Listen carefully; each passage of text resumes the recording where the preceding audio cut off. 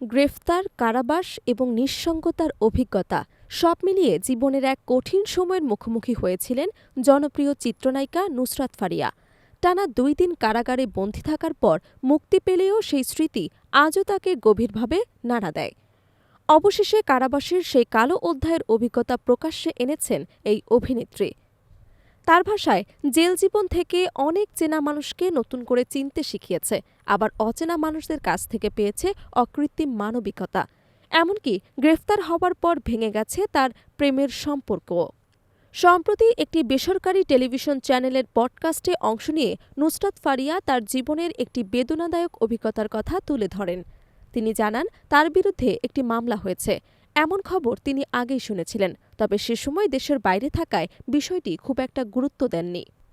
শুটিংয়ের কাজে থাইল্যান্ড যাওয়ার উদ্দেশ্যে ২০২৫ সালের মে মাসে ঢাকার হজরত শাহজালাল আন্তর্জাতিক বিমানবন্দরে পৌঁছানোর পরই পরিস্থিতি বদলে যায়। ফারিয়া বলেন, ইমিগ্রেশনে যাওয়ার আগ পর্যন্ত তার মাথায় আসেনি এমন কিছু ঘটতে পারে। পুলিশ যখন তাকে আটকে দেয় তখন প্রথমে তিনি ভেবেছিলেন এটি হয়তো কোনো ভুল বোঝাবুঝি, কিন্তু যখন তাকে ডিটেনশন রুমে নিয়ে যাওয়া হয় তখনই বুঝতে পারেন তিনি গ্রেফতার হতে যাচ্ছেন। মুহূর্তের মধ্যেই যেন তার পুরো পৃথিবী থমকে যায়।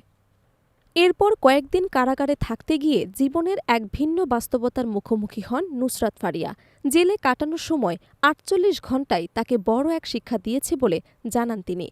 সবচেয়ে বড় ধাক্কা এসেছে তার চারপাশের মানুষদের আচরণে। কারাগার থেকে মুক্তি পাওয়ার পর তিনি দেখেন, যাদের তিনি সবচেয়ে কাছের বন্ধু বলে জানতেন তাদের অনেকেই সামাজিক যোগাযোগ মাধ্যম থেকে তার সঙ্গে থাকা কিছু ছবি মুছে ফেলেছেন। কেউ কেউ সরাসরি জানিয়ে দিয়েছেন এই সময়ে তার সঙ্গে কোনোভাবেই তারা যুক্ত থাকতে চাচ্ছেন না। ফারিয়ার ভাষ্য, এইমাত্র ২ দিনে তিনি বুঝে গেছেন যে কে আপন আর কে পর। মানুষের ওপর থেকে তার আস্থা ও ভালোবাসা অনেকটাই উঠে গেছে বলেও অকপটে স্বীকার করেন তিনি। শুধু বন্ধু নয়, গ্রেফতার হওয়ার পর ভয়ে তার প্রেমিকও তার সঙ্গে কোনো যোগাযোগ রাখেননি। এই ঘটনায় তার ব্যক্তিগত সম্পর্কেও গভীর ভাঙন নেমে আসে। তবে সব অন্ধকারের মাঝেও কিছু আলো দেখেছেন নুসরাত ফারিয়া। তিনি জানান, এই ঘটনার পর তিনি যাদের সঙ্গে দেখা করেছেন, বয়স্ক থেকে শুরু করে শিশু পর্যন্ত সবার চোখেই তিনি এক ধরনের সহমর্মিতার দৃষ্টি দেখেছেন। যেন তারা নীরবে বলতে চেয়েছেন তারা তার জন্য দোয়া করেছেন এবং তার ফিরে আসা কামনা করেছেন। কারাবাসের সময় নিজের শারীরিক এবং মানসিক অবস্থার কথাও তুলে ধরেন এই অভিনেত্রী। ফারিয়া বলেন, তখন তার খাবার হজম হচ্ছিল না। প্রায় ৪৮ ঘণ্টা তিনি কিচ্ছু খাননি, কিন্তু জেলের ভেতরে অচেনা মানুষদের কাছ থেকে তিনি পেয়েছিলেন অবর্ণনীয় মানবিকতা। কেউ তাকে লতি দিয়ে ভাত খাইয়ে দিচ্ছে, কেউ আবার সকালে রুটি ছিঁড়ে মিষ্টি কুমড়া দিয়ে খাওয়াচ্ছে।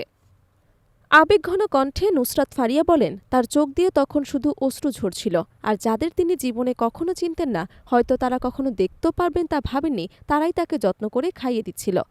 এই অভিজ্ঞতা তার জীবনে গভীর দাগ কেটে গেছে বলে জানান তিনি।